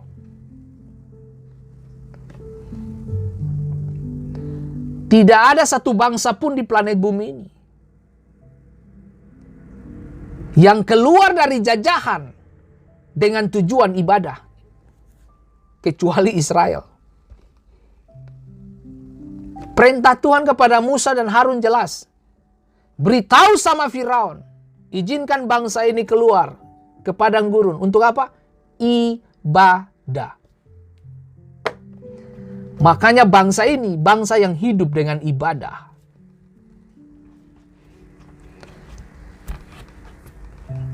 Makanya tiang awan dan tiang api menuntun mereka. Karena bangsa ibadah, makanan mereka datang dari langit.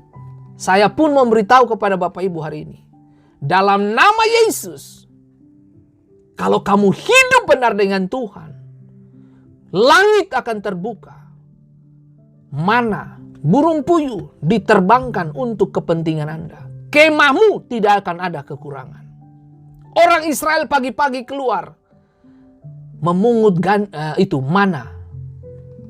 Sore hari burung puyuh terbang di atas perkemahan Israel. Dengar, saya kasih tahu buat Bapak. Schedule berkat Tuhan itu dia pas. Kalau Tuhan sudah patok schedule-nya, nggak ada orang yang bisa ganggu itu. Tuhan tahu kapan itu burung puyuh datang di perkemahan. Jam sekian, tanggal sekian, clear datang. Mana turun tepat waktu. Tapi dengar baik. Tuhan punya satu syarat. Satu gomer. Jangan pilih dua. Begitu kamu pilih dua, yang satunya busuk. Ketidaktaatan mendatangkan kebusukan. Jangan makan yang punya orang lain. Jangan ambil piring makan orang lain. Jangan ambil posisi orang lain. Karena sesungguhnya kamu akan busuk bersamaan dengan hasil curian kamu.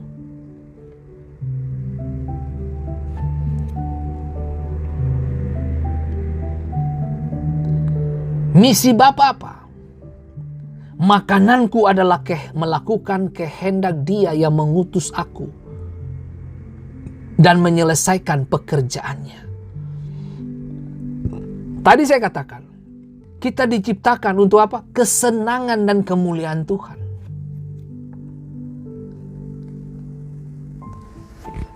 Kalau kita diciptakan untuk kesenangan dan kemuliaan Tuhan, berarti makanan kita adalah melakukan kehendak Dia yang mengutus kita.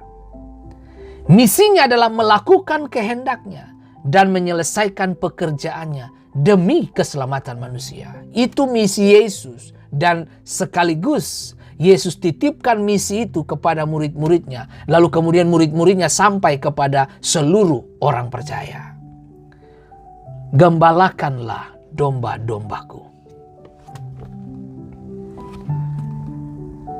Saya mengembalakan di Rockdover, tapi saya tidak mengembalakan hanya jemaat yang dipercayakan, tapi saya mengembalakan semua orang yang mendengarkan pesan hari ini. Yesus Kristus adalah model sempurna dari seorang pria yang mengabdikan hidupnya kepada Allah. Ikuti Dia. Ikuti Yesus. Jangan tukar agenda Tuhan dengan kepentingan-kepentingan yang sesaat.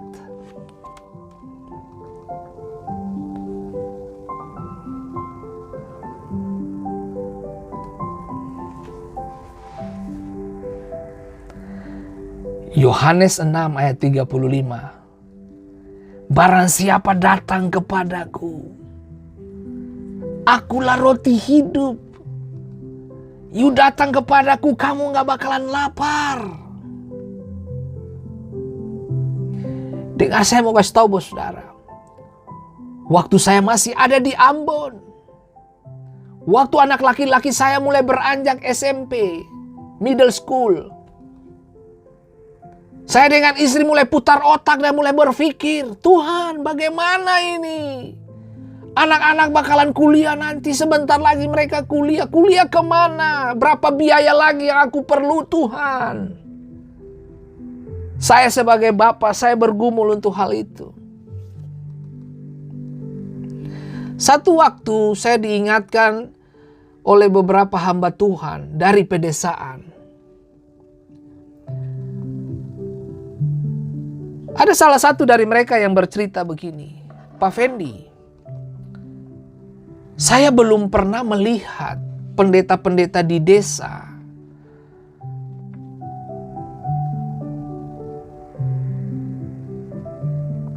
mereka kekurangan atau bergumul dengan pendidikan anak-anaknya.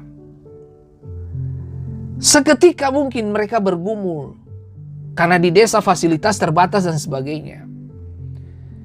Tapi saya telah mendapati bukan cuma pendeta tapi guru-guru di desa.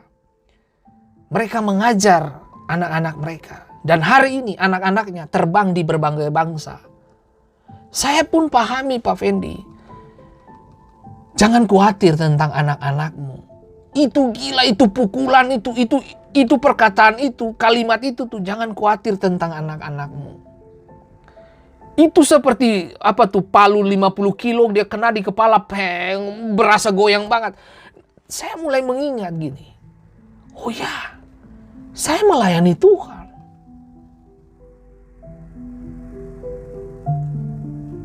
Dan saya belajar hidup untuk tidak mengambil piring nasi orang lain. Dan saya belajar karena mama saya kasih tahu ke saya. Kalau kamu diberkati Tuhan, kamu sudah berhasil. Jangan tutup mata dari orang susah. Satu. Kemudian yang kedua, mama tuh bilang begini. Jangan pernah ambil orang punya piring nasi, itu bahasa orang tetua tuh. Itu saya paling ingat sekali.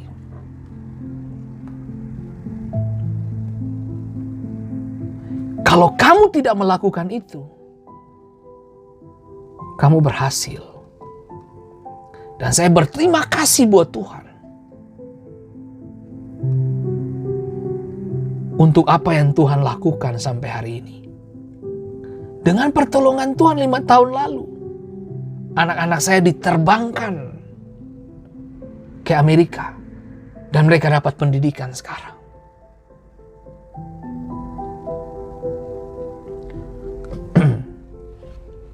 Saya melayani dan memperhatikan desa Aboru. terlalu sombong kalau saya katakan ini. Saya dapat berkat Tuhan dari keluarga mual untuk bangun rumah baca di Aboru. Mereka kasih rumah mereka untuk saya memfasilitasi buku-buku bacaan untuk orang-orang Aboru. Sebelum saya ke Amerika, salah satu anak usia berapa ya, sekitar 12-10 tahun begitu. Dia ngomong kepada salah satu pengurus dari rumah baca itu. Ibu Mada, Pak Pendeta Fendi di mana? Oh, Pak Pendeta Fendi sudah di Amerika. Beliau bakalan ke Amerika. Terus anak itu punya kalimat begini. Kalimat anak itu begini. Dia ke Amerika karena dia perhatikan orang-orang Aboru. Itu saya lupa tuh. Itu 10-12 tahun anak itu. Dia ngomong begitu. Boleh saya mengerti. Wow, Tuhan, terima kasih. Apa yang kamu tabur tidak akan sia-sia, bos. Dan saya mendapat kesaksian dari rumah baca itu. Ada beberapa anak-anak sekarang sudah mulai dapat pendidikan yang layak, dapat pekerjaan di kota Ambon. Kecil kelihatannya, tapi tidak kecil bagi orang Aboru. Karena mereka perlu mendapatkan fasilitas pendidikan. Setelah rumah baca dibangun, beberapa tahun, 1 atau 2 tahun kemudian, pemerintah kucurkan kurang lebih hampir 20 M lebih untuk membangun sarana infrastruktur sekolah dan jalan dan jembatan. Aboru menjadi kota yang bagus sekarang. Menjadi desa yang diberkati. Nah, saudara dengar baik, tidak ada yang susah dengan. Saya bisa pahami betul. Dan kesimpulan akhir dari semuanya. Saya dengan istri memutuskan untuk, sayang mari kita komitmen. Gaji dari kependetaan saya 20% untuk semua orang-orang susah, miskin. Kita cuma punya 80%. 20% untuk orang miskin. Kita lakukan itu.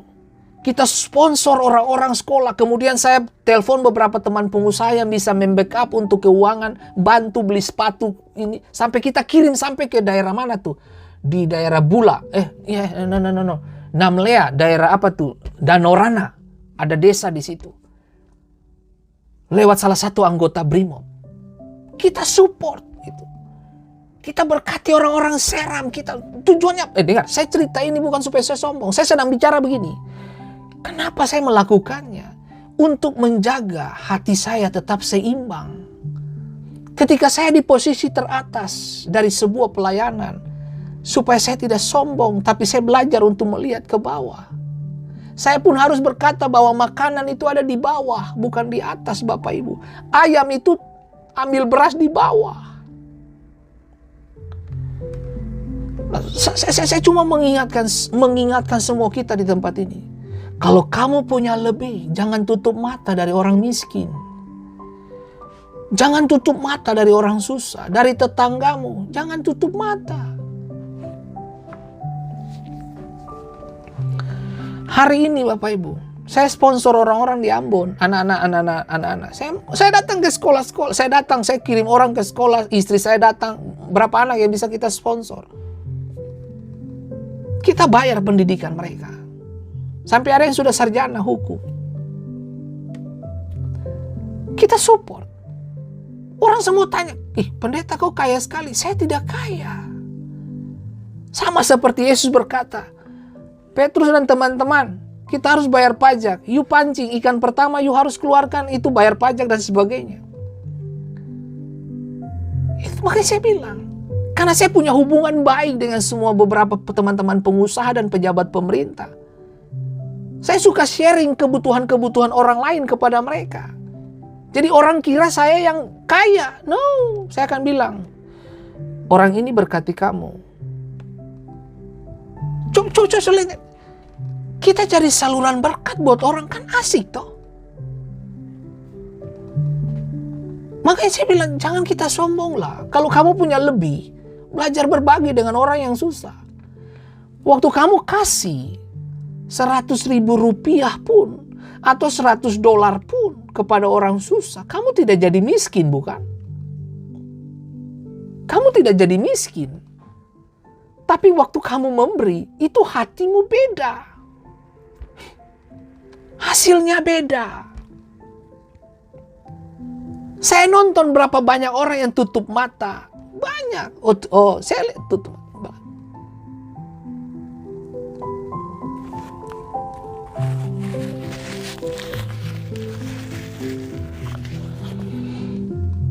Belajar hidup berbagi, Bapak Ibu. Dan kamu tidak akan susah. Dan hari ini, anak-anak saya pendidikan di Amerika, mereka tidak bayar apa-apa. Uang sekolah nggak bayar. Antar jemput pakai bus. Makan di sekolah gratis, free semua. Buku-buku, free. Saya mulai menyadari, oh ya, anak-anak saya layak mendapatkannya. Karena mereka, karena papanya menabur untuk memberkati orang-orang sekolah di luar. Di Ambon maksudnya. Saudara dengar baik, semua cerita ini bukan supaya Fendi Simatau besar kepala. No. Saya sudah tidak tergiur lagi dengan kemuliaan-kemuliaan bodoh ini, Bapak Ibu. No. Saya sudah tidak mau. Karena seiring dengan pandemik ini, saya telah belajar banyak dengan hidup ini. Bahwa hidup itu singkat. Sewaktu-waktu Anda bisa pulang dengan cepat. Beberapa teman pendeta saya masih muda, usia-usia saya, sudah dipanggil Tuhan. Saudara dengar baik. Kita nggak hidup, dengar baik. Kita hidup sementara saja di sini.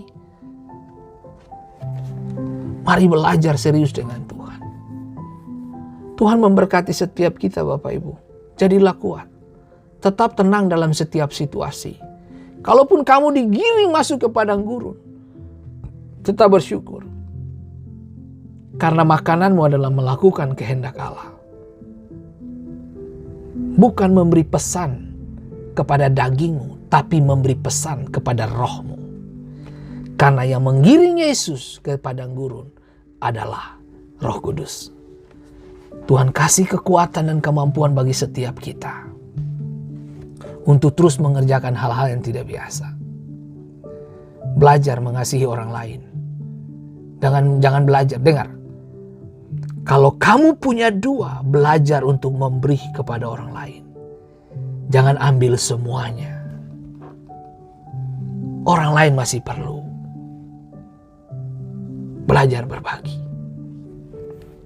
Saya tidak pernah melihat orang yang suka memberi, mereka jatuh dalam kemiskinan. Enggak. Tapi saya pun harus mengingatkan, bagi beberapa dari Anda, ibu-ibu, bapak-bapak, kalaupun hidup masih dalam kekurangan ekonomi, belajar untuk tidak berhutang. Karena dengan kamu berhutang, kamu mengikat diri kepada hutang dan akhirnya kamu kehilangan identitas dari hidupmu sendiri. Makanya waktu mama saya meninggal, waktu saya pegang mic, saya yang pimpin pemakaman mama saya sendiri. Asik banget. Selama ini saya pimpin pemakaman banyak orang waktu saya ada di Ambon. Bahkan di Amerika sini. Tapi waktu mama saya meninggal, saya terbang pulang. Karena saya mau pastikan saya orang yang harus menguburkan pahlawan saya. Saya khotbah, men. Yang anehnya lagi, saya bisa khotbah dengan kekuatan itu loh. Tanpa terhanyut dalam emosi, nangis, enggak ada. Tapi saya khotbah, men. Saya turunkan dia di dalam perjalanan kehidupannya bersama dengan Tuhan. Tuhan memberkati kita, Bapak Ibu. Saya mengingatkan semua anak muda di sini. Kalau kamu sudah bekerja, belikanlah orang tuamu sebuah hadiah yang dia suka. Kalau mamamu suka pakai daster, beli dia daster yang bagus. Datang bawa di hari ulang tahun. Saya tidak suruh kamu beli dia daster setiap hari. Nanti dia jualan di rumah lagi. Kasih hadiah daster atau apalah. Kalau papamu suka sepatu, belikan dia sepatu yang dia suka. Kalau kamu jauh, kamu telepon orang tuamu. Say something buat mereka gitu loh. Beritahu sesuatu, kabarmu baik-baik. Kasih tahu. Gitu. Soalnya saya mau kasih tahu, anak-anak muda dengar baik. Seorang ibu bisa membesarkan 7 orang anaknya dengan sukacita. Tapi belum tentu 7 anak laki-laki atau 7 anak perempuan memperhatikan seorang ibu. Catat baik-baik.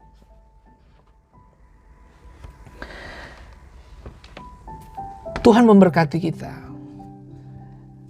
Tuhan berkati kita. Punya rasa lapar dan haus akan Tuhan. Dengar baik, kalau kamu punya rasa lapar dan haus akan Tuhan, mulailah berdoa buat orang tuamu. Berdoa buat papa mamamu. Berdoa. Halo Ibu Jody Usmani. Aduh, kalau Ibu Jody Usmani sudah muncul, maka Pendeta Fendi semakin bernyala-nyala. Nah Bapak Ibu yang ada di Indonesia, maupun ada di Ambon, maupun ada di Jakarta, bahkan ada yang di Pulau Jawa. Nah, ternyata di Amerika sini ada orang Aboru juga gitu. Makanya kalau saudara lihat di layar komen ini ada Ibu Jody Usmani, beliau itu orang Aboru gitu. Nah, beliau ini, waduh, ini sedikit lagi beliau jadi ketua RT di Amerika ini. Aduh, tambah mantap saja nih orang Aboru satu ini. Tuhan memberkati keluarga besar Aboru dimanapun berada ya. Tuhan memberkati kita. Jangan lupa ya, telepon papa mamamu, oke?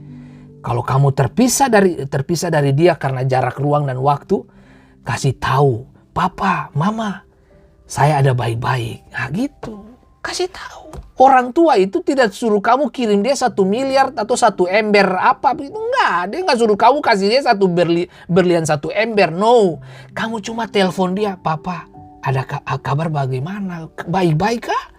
Papa saya ada baik-baik. Oke. Papa, nanti setelah pandemi ini kita pulang, kita makan papeda kah? Kita bikin roti kah? Apalah saudara bisa. Ya kamu kan pintar. Telepon, kasih tahu papa mamamu. Gitu. Oke, itu saja yang bisa saya sampaikan. Yang penting jangan lupa ya, telepon papa mamamu. Kalau sudah telepon, SMS saya, Pendeta Fendi, saya sudah telepon papa mama saya. Oke, baik. Oke, Tuhan memberkati kita, tetap maju setia terus dalam tangan Tuhan. Ibu Jody Usmani tolong sampaikan salam buat Oma dan Opa yang ada di rumah itu kah? Ella Rum, apa kabar Nona Manis? Tuhan memberkati Ibu Pendeta Titi Was. Bahkan Bapak Frankie Jabi, Selmi Devik, apa kabar? Nona Joy Benedict, Oma Ita. Bahkan saudara saya dari Maluku Barat Daya, laki-laki gagah. Oke. Freddy Pasumain, hamba Tuhan yang luar biasa. Tuhan memberkati. Ibu Emma Natalia, ya. Bapak Markus Lewerisa, apa kabar? Tuhan memberkati, tetap semangat, maju terus di dalam Tuhan. Ya, oke, baik-baik. Bapak Risa Tenu, Tuhan memberkati, tetap semangat.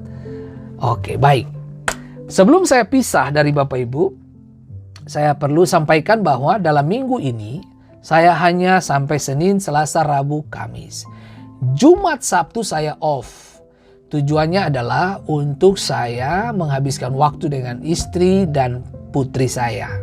Kalau anak laki-laki saya itu negara sudah urus, jadi dia sudah jauh dari kita. Dan karena tugas dan pengabdian dia kepada negara. Dan saya Jumat, Sabtu itu waktu di mana saya kasih habis untuk istri dengan anak perempuan saya. Untuk saya layani mereka. Demikian yang bisa saya sampaikan buat Bapak Ibu. Senin, Selasa, Rabu, Kamis. Saya ada di 4 hari saja dalam seminggu. Tuhan memberkati. Dan sampai jumpa di esok hari. Dengan berkat dan anugerah yang lebih dari Tuhan lagi bagi kita semua. Ingat baik, Masuklah dalam sekolah Roh Kudus. Alami Yesus. Kenyangkan dirimu dengan hal-hal yang luar biasa dari Tuhan. Tuhan memberkati kita. Sampaikan salam hormat saya buat istri, suami, anak-anak, keluarga semua yang ada di dan sedang menyaksikan program ini. Tuhan memberkati, tetap semangat, panjang umur dan kasih setia Tuhan selalu jadi bagian hidup kita. Bapak Leo Elwarin, apa kabar Bapak Leo? Aduh, Bapak Leo, saya sudah kangen Bapak Leo. Aduh, harus ngopi-ngopi bareng ini sama Bapak Leo dan istri tercinta ya. Oke, baik. Tuhan memberkati dan jadilah kuat dimanapun Bapak Ibu berada. Dan Bapak Jonathan Heriawan, salam hormat buat Ibu Email. Hormat gerak, Tuhan memberkati. Baik Bapak Ibu, kita satu di dalam doa. Tuhan Yesus, Bapa yang baik, datanglah kerajaan-Mu, jadilah kehendak-Mu di bumi seperti di surga. Anugerah kebesaran cinta kasih Tuhan turun bagi kehidupan Ibu Ans dan Ibu Email. Aku perkatakan Tuhan, ada benih ilahi dalam rahim mereka. Tuhan, aku berdoa dalam nama Yesus. Mujizat Tuhan terjadi dalam nama Yesus. Terima kasih banyak Bapa. Bagimulah segala kemuliaan, hormat dan kuasa dimanifestasikan dalam rahim Ibu Ans dan Ibu Email. Terima kasih Roh Kudus. Haleluya. Dan aku perkatakan Tuhan mujizat Allah. Mata kakimu diperkuat Ella. Hikmat Allah, kecerdasan Tuhan semakin ditambahkan dalam hidupmu. Engkau semakin naik dan tidak turun. Engkau semakin hari semakin dikenyangkan dalam kemuliaan Bapa. Terima kasih Roh Kudus. Dalam nama Yesus kami telah berdoa dan mengucap syukur. Haleluya Bapa. Dan hari ini dari tempat ini Tuhan, aku berdoa untuk Bapak Yosef Laberi dan Ibu Selina Laberi. Tuhan pakai keluarga ini bagi kemuliaan Tuhan. Dan Bapak, aku berdoa untuk Bapak Ibu Elis Talhatu. Sukacita Yesus menjadi bagian hamba-Mu. Berkati mereka dengan berkat Abraham, Ishak dan Yakub. Berkat sukacita Tuhan jadi bagian hidup mereka. Terima kasih Roh Kudus. Dan dari tempat ini kami berdoa untuk Ibu Jodi Usmani. Dalam membesarkan 4 anak-anak. Dan ada orang tua di rumah. Tuhan berkati. Sehatkan tubuh fisiknya. Kuatkan jiwanya. Sehingga dia menonton dan melihat anak-anaknya berhasil dalam semua yang dikerjakan. Terima kasih Roh Kudus. Dalam nama Yesus kami berdoa dan mengucap syukur. Haleluya. Amin. Sebagai pesan terakhir saya, sebentar lagi kita akan masuk di dalam yang namanya Piala Eropa, Euro ya, Piala Eropa. Nah, saya mengingatkan Bapak Ibu, saya tahu apa artinya tuh fans berat Anda masing-masing ya. Ada fans negara ini, itu, dan sana sini, dan sebagainya. Nah, saya cuma mau bilang buat Bapak Ibu, jagalah perkataan Anda ketika Anda menggunakan sosial media. Jangan menghujat atau membuli atau menghancurkan orang lain dengan perkataan-perkataan negatif Anda. Karena kita beda fans, oke? Nah, dengar baik. Ini apa? Ini cuma sebuah perlombaan dan pertandingan yang kalau Anda berantem lewat sosial media pun, orang yang kamu bela pun mereka tidak tahu bahwa kamu sedang bela mereka. Jadi please deh, jangan masukin dirimu kepada komunikasi negatif ya. Yaitu jaga mulutmu, jaga hatimu. Dengar, jangan bikin rusak hatimu dengan ucapan-ucapan yang tidak memberkati orang lain. Selamat bergabung Bapak Cak Tehubiulu. Waduh, orang tua yang luar biasa. Bapak yang penuh hikmat, Tuhan berkati. Salam hormat buat Mama Lin dan semua keluarga Tehubiulu yang ada di Kudamati. Dan terima kasih untuk Bapak Yohanes Mase. Tuhan memberkati dan tetap semangat. Haleluya. Saya ini fans Belanda. Biar mereka belum mendapat juara nggak apa-apa. Tapi mereka udah juara Eropa sekali toh. Waktu ada Van Basten, Ruud Gullit dan Frank Rijkaard. Nah, dan ya oke lah. Ingat baik, jangan kita saling membuli, oke? Tuhan memberkati kita, maju terus di dalam kekuatan kuasa Tuhan. Haleluya. Ingat baik, nonton bola, nonton enak fun, jangan maki-maki, jangan mabok-mabok. Oke. Gitu. Kalau boleh nonton sambil baca Alkitab itu bagus. Ya, siapa tahu terjadi gol di sana ya, gitu. Oke, Tuhan memberkati kita terus, Tuhan memberkati. Maju terus di dalam Tuhan dan ingat baik, jangan lupa peluk istri, sayang istri, cium anak-anakmu dan beritahu mereka besok pagi kita ketemu lagi. Haleluya. Amin. Tuhan memberkati Bapak Ibu semua.